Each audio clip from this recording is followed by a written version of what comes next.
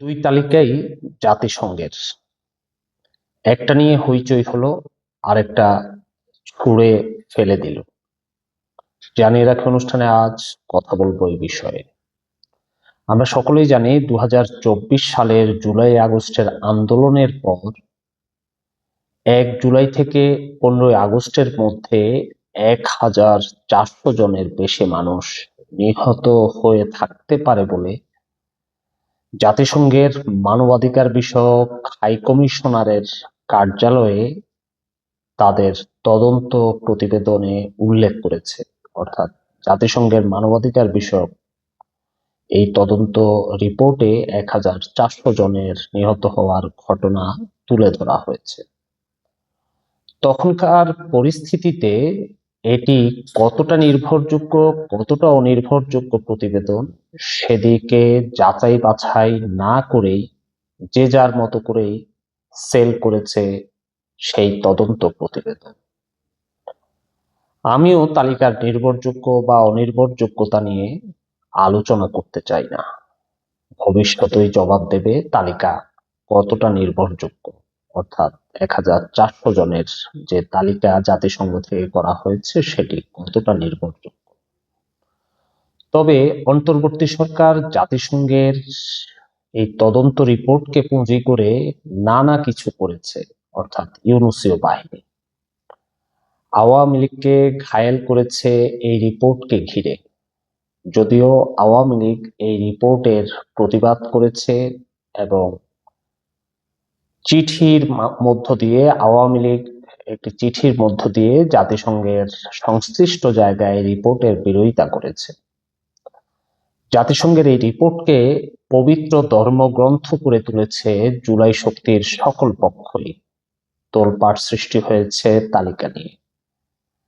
দেশের গণমাধ্যম জাতিসংঘের এই রিপোর্ট তুলে ধরে আওয়ামী লীগ নেতৃত্বাধীন সরকারকে তুলোধুনো করেছে। 24-এর দেয়া রিপোর্ট দিয়ে আওয়ামী লীগ নেতাদের বিরুদ্ধে বিচারের নথিপত্রেও ব্যবহার করা হয়েছে 24-এর জাতিসংঘের দেয়া 1400 জন নিহত হওয়ার সেই তালিকা। 2 বছর পর চলতি আগস্ট মাসেই জাতিসংঘের আরেকটি বিভাগ জাতিসংঘ নিরাপত্তা পরিষদের একটি প্রতিবেদনে বাংলাদেশে আল কায়েদার তৎপরতা নিয়ে উদ্বেগ প্রকাশ করা হয়েছে।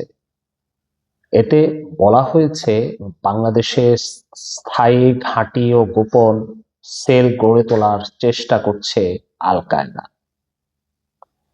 এটি 24-এর প্রতিবেদনের চেয়েও বড় অভিযোগ বাংলাদেশকে নিয়ে, এটি আমার মনে হয়েছে।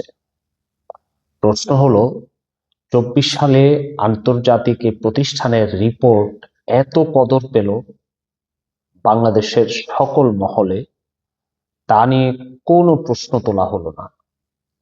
প্রশ্ন উঠল আল কায়েদার ঘাঁটি গেড়েছে এবারের রিপোর্ট নিয়ে, কিন্তু কেন?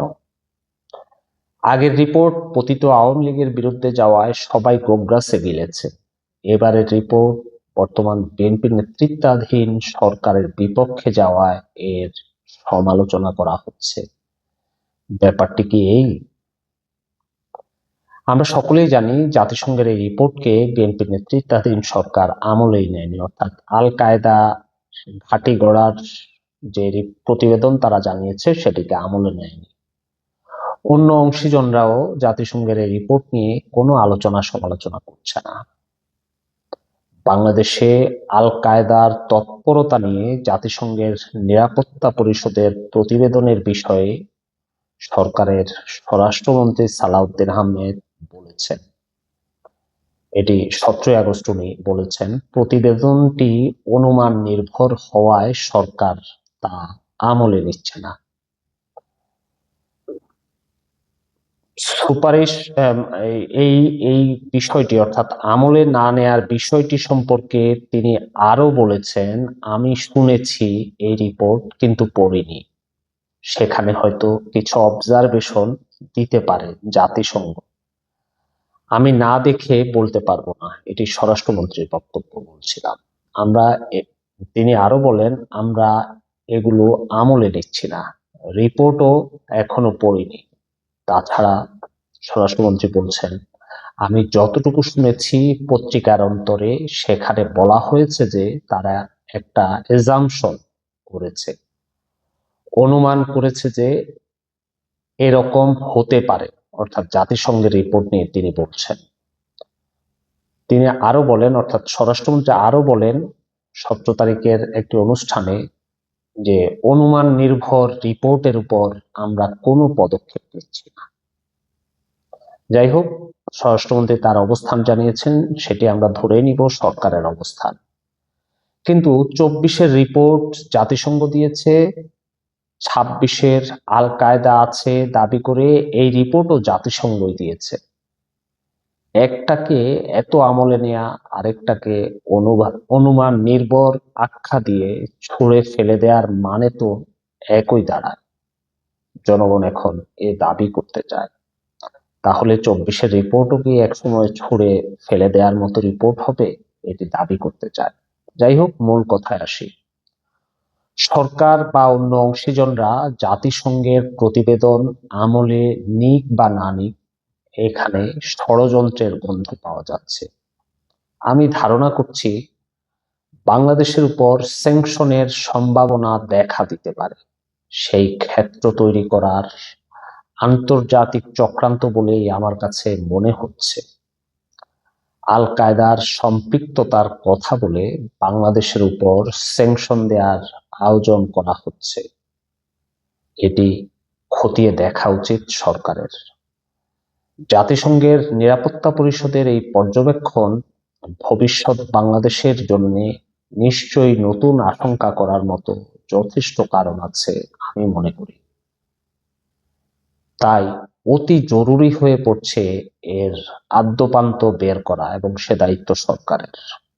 নতুন কোন ক্ষেত্র সৃষ্টি করতে চায় আন্তর্জাতিক মহল, সেই প্রশ্নও সামনে আসছে। তাই সে সম্পর্কে সতর্ক থাকতে হবে সরকারকে। একেবারেই আমলে না নেয়ার মতো কথা বা পদক্ষেপ না নেয়ার মতো যেই বক্তব্য সরকারের স্বরাষ্ট্রমন্ত্রী দিয়েছেন, সেটিও আমলে নেয়ার মতো বক্তব্য নয়।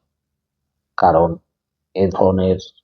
এটি 24-এর রিপোর্টের চেয়েও ভয়াবহ একটি রিপোর্ট বলে আমার কাছে মনে হয়েছে, যেটি পুঁজি করে অনেক অঘটন ঘটে যাওয়ার একটি সুযোগ সামনে তৈরি হতে পারে। আজ এ পর্যন্তই। কথা হবে নতুন কোনো প্রসঙ্গ নিয়ে, আপনাদের সামনে আবারও আসবো। সে পর্যন্ত আপনারা সকলেই ভালো থাকবেন। সকলকে ধন্যবাদ।